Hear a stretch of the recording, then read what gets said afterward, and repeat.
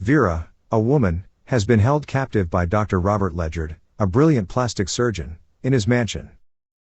Robert is obsessed with developing artificial, burn-resistant skin that can also repel insect bites. He presents his theories at a medical conference, urging other scientists to join his research. After the conference, Robert returns home to analyze a blood sample he collected from a hospital. He then goes to his room to monitor Vera through surveillance screens.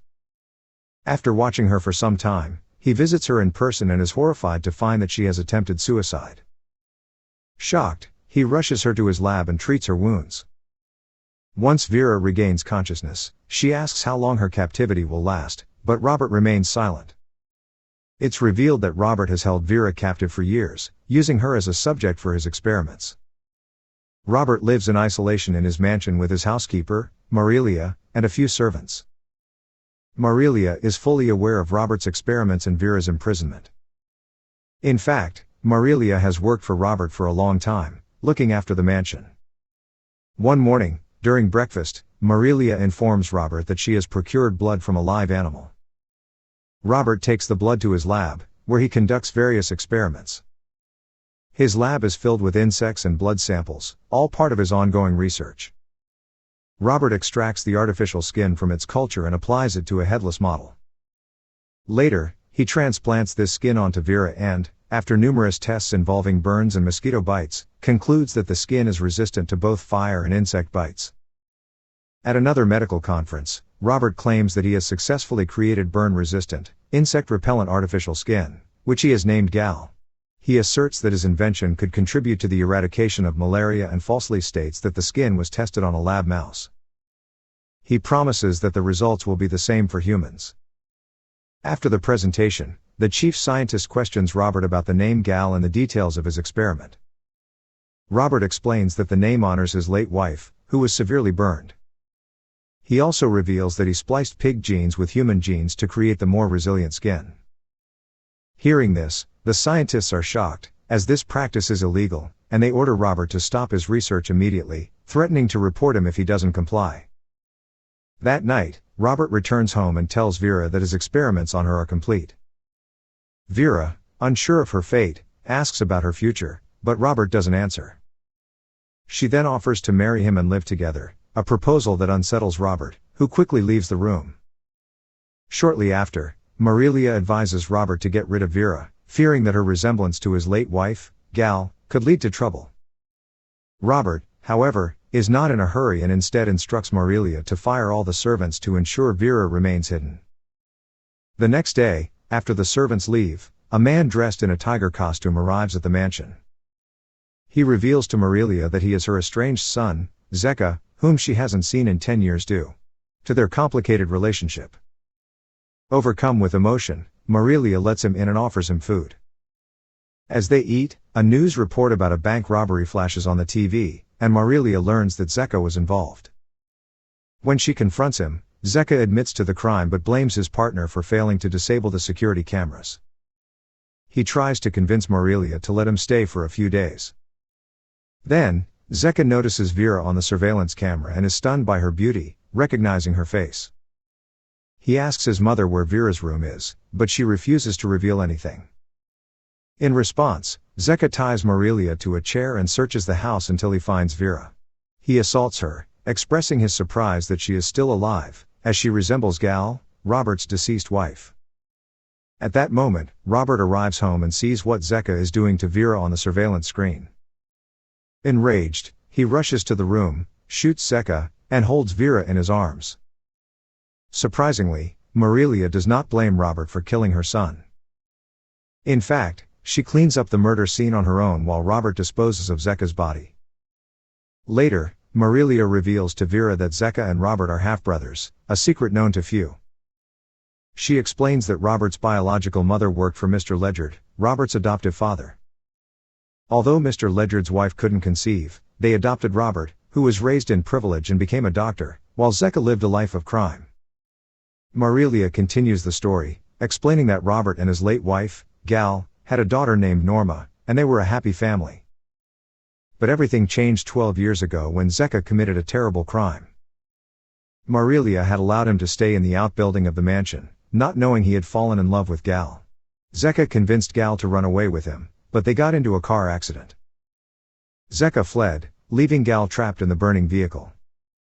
When Robert found her, she was barely alive, and her face was severely deformed. Despite her betrayal, Robert still loved her and used his medical skills to care for her. He even removed all the mirrors from the house so she wouldn't have to see her disfigured face. Gal slowly recovered, but her face could not be restored. One day, she overheard her daughter singing in the yard and, when she went to look, accidentally saw her reflection in the window. Devastated by the sight, Gal lost her will to live and jumped out of the window, ending her life. Her body landed in front of Norma, traumatizing her. Marilia explains that Norma later took her own life as well, jumping out of a window. That night, Vera and Robert are about to be intimate, but Vera claims that Zeka had hurt her earlier, so Robert stops. The two cuddle and fall asleep, but Robert is haunted by a nightmare about his daughter's tragic fate. The movie then flashes back to 6 years earlier, showing Norma recovering from the trauma of her mother's death. One evening, Robert and his daughter, Norma, attend a party. Shortly after, Norma mysteriously disappears. Robert goes searching for her and notices a man riding away hurriedly. Following a trail, he finds one of Norma's shoes and eventually finds her unconscious near a tree. When Robert wakes her, she mistakes him for her attacker and starts screaming. At the same time, Vera, a woman living in Robert's home, dreams about a man named Vicente who works at his mother's boutique. Vicente has a crush on Christina, another employee at the boutique, who is later revealed to be a lesbian.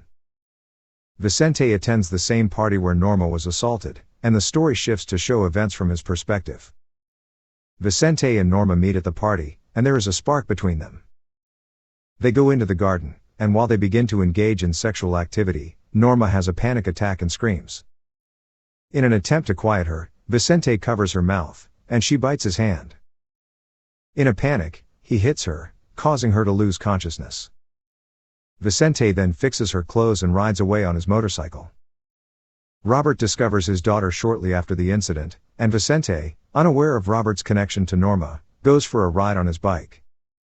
Robert, seeking revenge, follows Vicente and eventually causes him to crash. Vicente regains consciousness but is sedated by Robert, who then abducts him and takes him to a hidden basement in his home. A police officer informs Vicente's mother that her son's broken motorcycle was found near a cliff, and it is believed that he may have fallen and been washed away by the sea. However, his mother refuses to accept this and continues to believe that Vicente is alive. The next day, Robert visits Norma at a psychiatric hospital, but she no longer recognizes him as her father and has developed a deep fear of men, only interacting with female nurses. In his basement, Robert keeps Vicente chained, depriving him of food and water.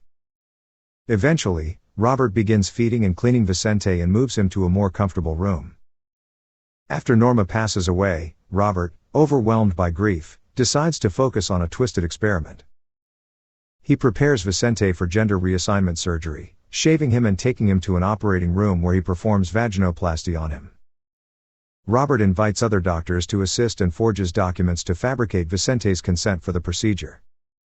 When Vicente wakes up from surgery, he is horrified to discover that he has been transformed into a woman.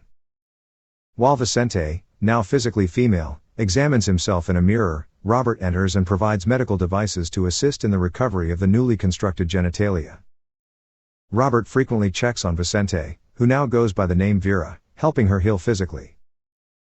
During this time, Robert reveals that the surgery was his way of punishing Vicente for raping his daughter. With no choice, Vicente obeys Robert in hopes of one day being freed. Over the years, Vicente is subjected to additional surgeries and eventually becomes Vera, the woman we saw earlier in the film. Later, Vera attempts to escape, but when Robert locks down the house, she tries to commit suicide.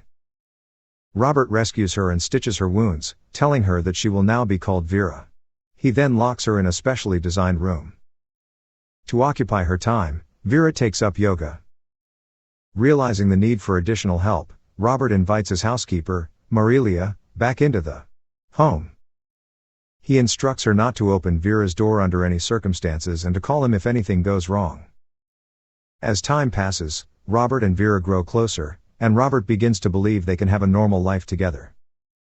Marilia, however, is unhappy about Vera's increasing freedom and warns Robert of the potential dangers. He dismisses her concerns, convinced that Vera loves him. Meanwhile, Vicente's mother never gives up hope of finding her son, continuing to publish his photo in the newspaper. One day, a former colleague of Robert's, who had assisted with the vaginoplasty, recognizes Vicente's photo in the newspaper and confronts Robert. He accuses Robert of lying about Vicente's consent for the surgery. At that moment, Vera enters and defends Robert, claiming that she willingly consented to the procedure because she had fallen in love with him and wanted to become a woman. The colleague leaves, and Robert thanks Vera for protecting him. That night, while in bed with Robert, Vera goes downstairs under the pretext of retrieving lubricating cream. In reality, she retrieves a gun she had hidden in a drawer. Before returning upstairs, Vera touches a photograph of herself from when she was still Vicente, tears in her eyes. Back in the bedroom, she points the gun at Robert, who is shocked by her sudden betrayal. She reveals that she had never loved him and shoots him dead. Hearing the gunshot, Marilia rushes to the bedroom with a revolver, but Vera hides under the bed and shoots her as well. The next day, Vera returns to her mother's boutique, where she is greeted by Christina.